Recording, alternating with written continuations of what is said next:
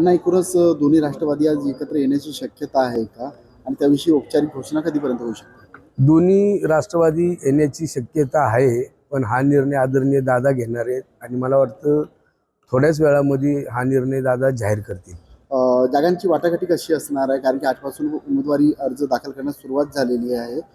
दोन्ही पक्षातील जे कार्यकर्ते ज्यांनी निवडणूक लढण्याच्या दृष्टिकोनातून तयारी केली असेल आणि एकमेकाला जर विश्वास वाटत असेल की हा कार्यकर्ता ह्या ठिकाणी निवडून येणार आहे, त्या दृष्टिकोनातून तसा तो समझोता केला जाईल.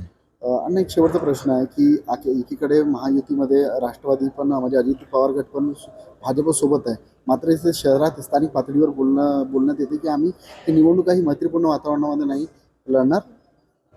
बघा, राज्यामध्ये गेले अनेक दिवसापासून महायुतीचं सरकार आहे.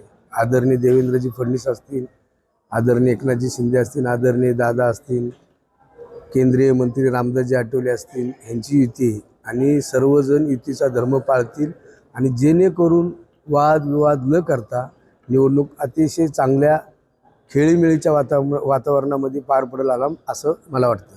बीजेपीतले काही नेते असं दावा करतात की आम्ही मैत्रीपूर्ण नाही तर अगदी मातबर पद्धतीने निवडणूक. आता तो जे दावा करत असतील तो त्यांचा वैयक्तिक प्रश्न असणार आहे, पण माझा एक विश्वास आहे की गेल्या अनेक वर्षापासून पिंपरी चिंचवड शहराचा विकास हा दादाच्या नेतृत्वाखाली झालेला आहे आणि ही जनता ही जाणून आहे की आदरणीय दादांनी या शहराचा विकास केलेला आहे.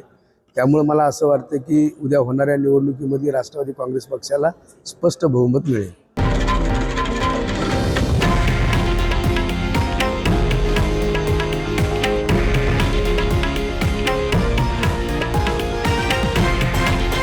हे आहे देशातील नंबर 1 न्यूज नेटवर्क आणि आपण पाहत आहात TV9 मराठी, एकमेव.